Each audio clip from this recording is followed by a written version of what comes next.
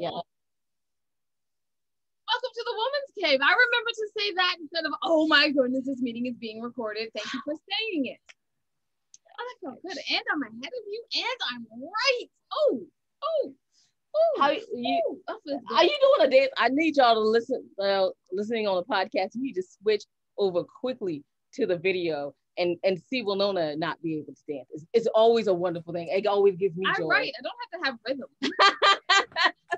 Only in your poetry then. Only in my poetry. I'm Jade though. Oh, and I will know that I just surely forgot to introduce. High five. Social distance because Clover's still out here, y'all. Yeah. Don't touch me. You know, every time we say that, it reminds me of the bowl builders with social distance. Y'all sitting like 3 inches away from each other. but she's in my bubble, so it's allowed. Yeah. It's allowed. Back then, it was that we were in the bubble. Yeah. So anyway, I mean, Winona, what's been going on this week? I mean, I was at the beach today, and so I'm working on my summer tan, y'all. So amazing. I love it. Well, I'm working on the June issue of the magazine, and I'm still in June. Look, we're working on it, and it's still June. It's June. Yeah. By the 30th, we're gonna be like, and it's out. It's out. We made it. We were gonna cover what happened in June on July 1st. Right. So it's gonna be like June/July issue. There you go. There you go. July. See? And the same 12 pages. What? No, you know what I should just call it? I should just be like summer issue. Bam! So it could be out in like August, like, and it won't even matter if it's still summer, right? All right, yeah. So yeah, let me. We wrote books and have some wisdom sometimes, y'all. So we wrote Everybody Life Guides with pop poetry. That's what we like to call them. Our books. And I thought Divorce Was Bad with Other Life Lessons. And I thought Being Grown Up Was Easy. If Only I Were Me, a memoir in verse. Widow's Web and A Foreign Coffee, all available on Audible, y'all. Because I mean, come on, it's summer. We going to the beach, we're walking outside. We don't have time to read books. We have time to listen to books. Listen to them. Or if you want to read our books, you know where you can find them, right? Let me tell you where. www.andithoughladies.com. So you can find all 17 of the books there. Or just go to Amazon, right? Easiest thing ever. All right, so y'all are here to hear about us. You're here to hear about our wonderful guests. Would you like to introduce yourself? Hi, hey, I'm Lainey Cameron, and I am so honored to be here with you girls. You are so prolific. I was looking at how many books you have out there, and you're still bringing them out. Like by the week, you were just mentioning the new one. Like, congratulations, that is just amazing, and I'm honored to be invited to join you today. Thank you so much, and thank you so much for coming on. So let's go talk about. First of all, I want to apologize that you looked us up. Yeah. Ooh, I hope you went to the And I Thought Ladies, because that looks so much better than andithought.com. Okay. Also, let's talk about the 3 things you want everyone to know about you. What are they? Okay, let's see. Where should we start? I'm an author. This is my book. Let's see if I can hold it up so you can see it. It's called The Exit Strategy. And it's all about, I like to describe it as grown-up girl power, the power of women getting together and kind of getting over those situations that sometimes guys throw us into. And so I'm really pleased with how it's going. I guess my second thing would be I'm blown away that it just won its 7th and 8th award, which just blew my mind because maybe we'll talk about this. I got a lot of no's on that book before I finally got it out and got a lot of yeses, and now it's an award winner. But I had 130 agents tell me this book shouldn't be in the world and it wasn't worth publishing. And go figure, it wins 8 awards after it comes out. So I love telling writers, don't give up just because someone, says whatever about your work. You know the value, and you have to keep believing in the value of your work, because other people won't get it until the day they do. And then you'll be sitting there and other people will be saying at you like, well, you won 8 awards. That must have been so easy for you. And I'm like, nothing about this was easy. So I always tell that, like, you tend to see the happy moments for, anyone, writers, movie stars, poets, right? We see the good, big moments where people are celebrating. Don't forget that's the 2%, and there's the 98% hard stuff behind it. And I always say that to people. So what else might you want to know about me? Well, that book is actually based on 20 plus years of working in Silicon Valley. I was the only woman in the boardroom. I was in this super sexist male environment. And that was part of what inspired the book, is I wanted to write my real life experience of what it's like to be that only woman in the room and how it feels. And then let's see, a third fun thing. I'm a big traveler. I'm originally from Scotland, but I have traveled the whole world, and I'm a digital nomad, meaning that hubby and I, we pick places 6 months at a time, and we live in different locations around the world. And it's wonderful, and we get to meet fabulous people, and I love experiencing new cultures, and I have so many fun stories from living in all these different places. Okay, so this all sounds amazing, right? And so, and now it's like, oh, this 17 minutes is not about to be long enough. But I guess we can talk about how you were a woman and worked in these sexist environments and still thrived. How did you do that? How did you keep your mental fortitude? Yeah, it's hard. You know, I like to talk about the fact that when you're in a meeting, right? So let's say you go into that meeting in the boardroom and you're playing like multiple roles. So you're playing the role of whatever your job is, right? So let's say you're the VP of marketing, which is what I often was. You're playing the role of like being the best VP of marketing, and you're trying to win whatever that case is that you're making that day, right? You want more money, or you're trying to get the company funded for the next stage from some venture capitalists, for example, whatever that is. You're playing your role of what you need to convince people of. But you've always got this second level where you're thinking about, how are people reacting to me as a woman, because it's different than if they would be reacting to me as a man. And so, for example, you're always walking this fine line of, you want to be passionate about what you're saying, but you don't want to appear hysterical. You want to be firm, but you can't show anger. And so, like, people misjudge women's anger, right? They're like, oh my God, she's all upset. I'm like, if a guy slams his hand on the table in a meeting, people go, ooh, that's important. I should pay attention. If a woman slams her hand on the table, people go, whoa, hysterical woman, get out of here. And so you really have to always have that kind of like second lens where you're judging how people see you as a woman, in addition to how they see you as an executive and the job that you're trying to do and the argument you're trying to make. And honestly, it gets tiring. After 20 years of that, I was exhausted having to permanently think about all these different lenses of how people are seeing you at the same time.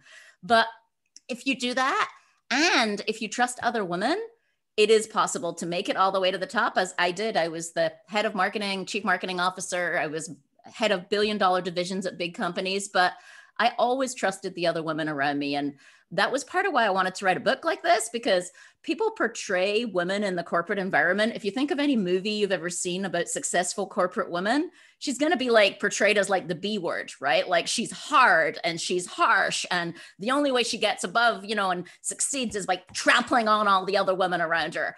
And like, that wasn't my experience. My experience is women lift each other up, just like you guys with your anthologies, right? And so I felt like that women lifting each other up thing was really valuable, and I wanted to write about it.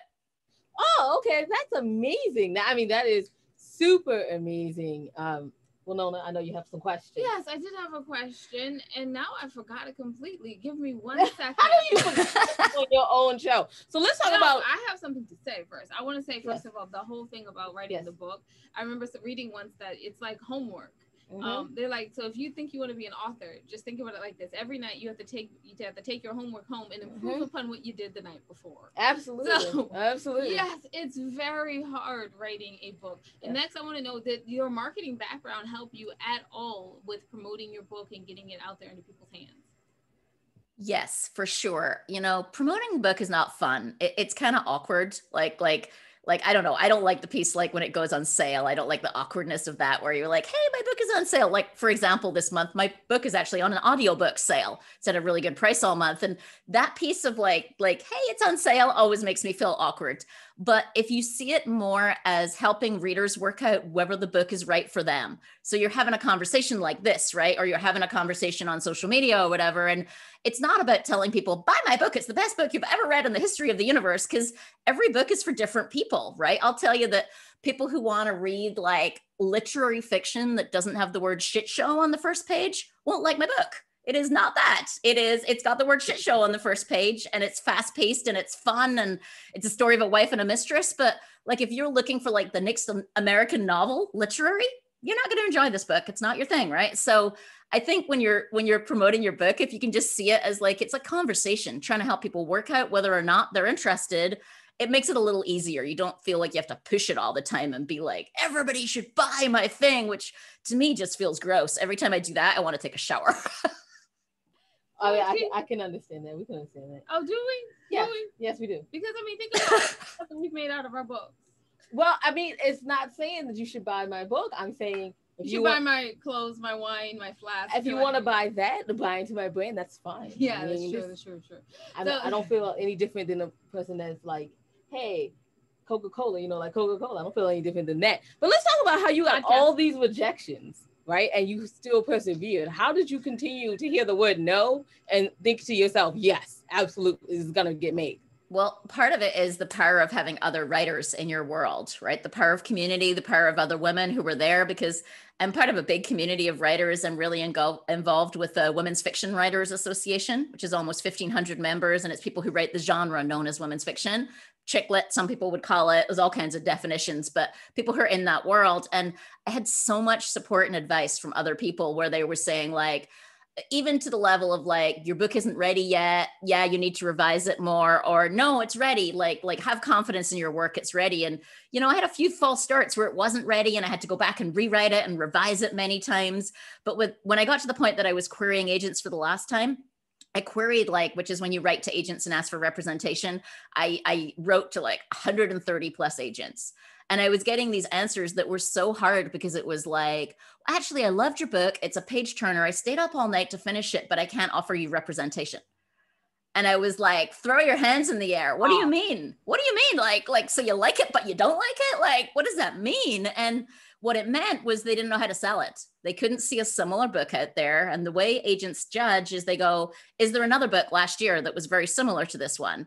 It's the same reason that we're having a really hard time in publishing, getting all the voices that need to be out there out. Because if the people judging the book are looking at last year's books, and there wasn't a book just like your book, and you come in and let's say you're writing from a country or an ethnicity that hasn't been written about a lot, then of course they're going to look at the past and say there isn't a book like this book out there, because that's the whole freaking point, is that book needs to be out there. But if we keep using the past to judge the future, we're never going to be, it's like Silicon Valley. We're never going to be innovative enough. We're never going to bring out the new books, the new voices that people need to hear. And so it's something I feel very passionately about, is don't let people judge the value of your work based on the past, based on other people's work in the past, because all the big breakout books almost in the last 10 years that have surprised people. So you think of the Twilights of the world, The Martian, these were self-published because no one wanted to take a risk on the book. So don't let other people's perspectives tell you your work isn't valuable, because they're probably just judging based on a past. And that's not the right way to judge potential. I have two things to say. Yeah, she has two things. Bloody is not a bad word here. It's not. Number one. And then number two, we talked to a lot of agents, literary agents. That was one of my goals this summer, to get every little literary agent I could possibly find and ask to interview them. And most of them say the same thing. A lot of time they read wonderful books, but you have to remember this is their source of income, so they have to know what they're doing. Yeah. Sometimes it's their only source. Then my third question is podcast. Tell us how you got started. I know, because we see that wonderful mic right there on the corner. I mean, obviously. Oh, it's sticking in. I was trying to get it out the shot. Sorry. So one of the ways I give back to my fellow writers is I run a podcast called The Best of Women's Fiction. And I feature women's fiction genre books that I admire and that I've read and that I've really admired the authors. And so I bring them on to talk. And we've had everything from debut authors bringing out their first book. I've had, Barbara O'Neill, who sold 2 million copies of When We Believe in Mermaids. I've had Carrie Lunsdale, who sold millions of copies of her books. And I bring people on and I talk about inspiration, where did the idea come from? Especially if they're a longtime author, how do you keep having ideas after 10 bestsellers? I'm only on book 1. I'm petrified that I'm going to run out of ideas at some point. But so I asked them about their inspiration. I asked them about the editing process, and I asked them about writing advice for other writers. Okay, so that's a follow-up question. There had to be a follow-up question. And then there's my narcissism question of the day. I know it's unoriginal, y'all, that my narcissism question of the day came right after the podcast. But, I just want to know, when is cute little me going to be on that podcast? Oh, we should talk. We should totally talk right after this. And we're joking. So, you debuted in 2020. How did that go? Yes. Yeah, great example of the community of writers was amazing. So I was part of a group, a closed Facebook group of writers, but Facebook group's just the mechanism of writers who were coming out with their first book in 2020, who were debuts with, in this case, traditional publishers. There's similar groups for indie books as well, but this one was traditionally published books. And the idea is that all of these writers are going through a similar thing. And this has existed for at least 5 or 6 years.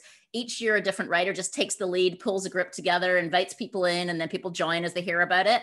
And talk about a year that we really needed that group for support, because the world was self-destructing around us, right? And so we were dealing with simultaneously these books didn't get pushed out. They launched during a pandemic. Some of them, like the week that everything shut down. You know, think about the news last year. Imagine trying to pitch a book, right? Well, we're all, you know, the news reports are about whether we're all going to survive, right?